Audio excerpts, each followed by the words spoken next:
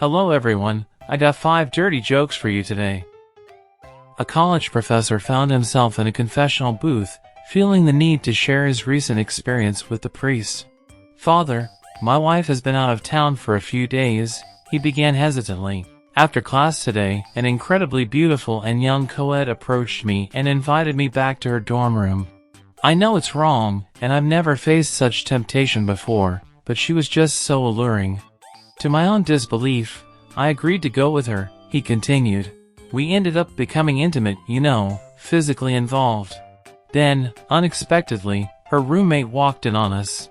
Instead of being horrified or leaving, she decided to join us, and all 3 of us were, well, you can imagine." The priest let out a deep sigh. "The violation of marriage vows is a serious sin," he admonished. "I'm not certain that I can offer you any penance at this moment that would be appropriate for such a grave transgression." "I'm sorry, Father," the professor replied. "I should have mentioned that I'm neither Catholic nor Jewish. I don't actually need your forgiveness." Confused, the priest asked, "Then why are you telling me all of this?" "Are you kidding?" the professor responded with a grin. "This is too good not to share. I'm telling everyone." Mr. Johnson went to the doctor's office to collect his wife's test results. Upon arriving, he approached the receptionist to inquire about the outcome. The receptionist, looking concerned, told him, "I'm sorry, sir, but there has been a significant mix-up, and we're facing a rather difficult situation.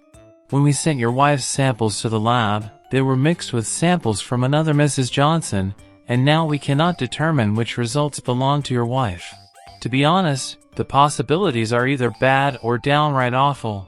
Puzzled, Mr. Johnson asked, "What do you mean?" The receptionist explained, "Well, one Mrs. Johnson has tested positive for Alzheimer's disease, and the other for HIV. We simply cannot determine which result is associated with your wife." Horrified, Mr. Johnson exclaimed, "That's terrible. Can't we just redo the tests?" The receptionist replied, "Under normal circumstances, we could. However, your insurance is through an HMO, and they won't cover the costs of these expensive tests more than once." Feeling helpless, Mr. Johnson asked, "So, what am I supposed to do now?"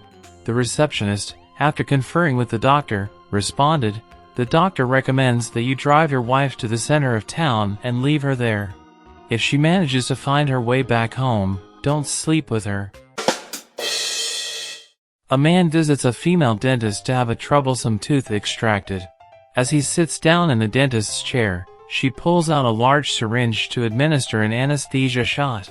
"No way, absolutely not, I can't stand needles," the man exclaims, visibly distressed. Understanding his fear, she decides to try another approach and begins to set up the nitrous oxide tank. However, the man interrupts her, saying, "I can't do the gas thing either. The mere thought of having a mask on my face makes me feel like I'm suffocating." The dentist ponders for a moment and then asks the patient if he has any objections to taking a pill instead. Relieved, the man responds, "No, I'm perfectly fine with pills." So, the lady dentist hands him 2 small blue pills, which he promptly swallows. Curious, he asks, "What are those?" "Viagra," she replies calmly. The man, taken aback, exclaims, "Well, I'll be darned. I had no idea Viagra tablets could work as a painkiller." The dentist smiles and says, "Oh, they don't actually work as a painkiller, but they'll give you something to hold on to when I pull your tooth out." A woman found herself constantly frustrated by her husband's refusal to do any chores around the house.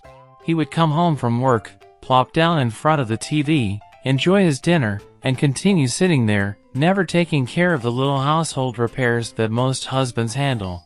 This ongoing issue irritated the woman to no end. One day, the toilet got clogged. When her husband got home, she said sweetly, "Honey, the toilet is backed up. Could you take a look at it?" Her husband grumbled, "What do I look like, Mr. Fix-It?" and settled down on the sofa. The following day, the garbage disposal stopped working. When her husband got home, she said, very kindly, "Honey, the disposal is broken. Could you try fixing it for me?" Again, he growled, "What do I look like, Mr. Plumber?" The next day, the washing machine malfunctioned. When her husband got home, she mustered her courage and said, "Honey, the washer isn't working. Could you check it out?" For the third time, she was met with a snarl. "What do I look like, Tim the Tool Man?" Finally, she'd had enough. The next morning, the woman called 3 repairmen to fix the toilet, the garbage disposal, and the washing machine. When her husband got home that evening, she informed him, "Honey, I had the repairmen over today." He frowned and asked, "Well, how much is that going to cost us?" The woman replied, "Well, honey, they all said I could pay them by baking them a cake or by having sex with them." Her husband, taken aback, asked, "Well, what kind of cakes did you bake them?" With a sweet smile, she said, "What do I look like, Betty Crocker?" A man, while on a flight to Chicago, suddenly found himself having an urgent need to use the bathroom. Growing increasingly uncomfortable, he headed to the men's room, nervously tapping his foot on the floor of the aircraft. Unfortunately, each time he tried the door, it was occupied.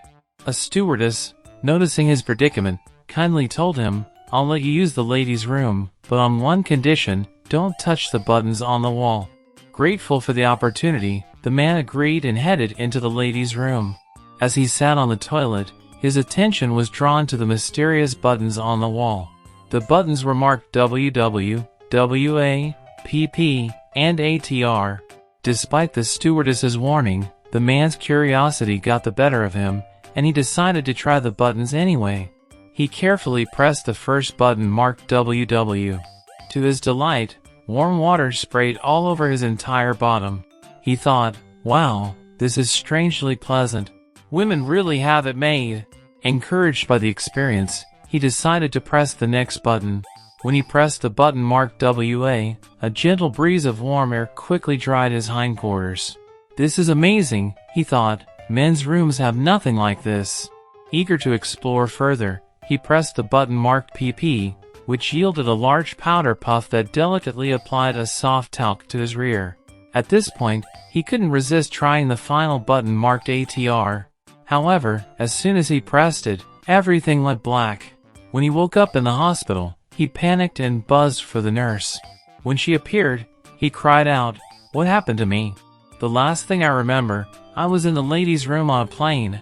The nurse replied, "Yes, I'm sure you were having a great time until you pressed the ATR button." Bewildered, the man asked, "What does ATR stand for?" With a slight smirk, the nurse replied, "Automatic Tampon Remover."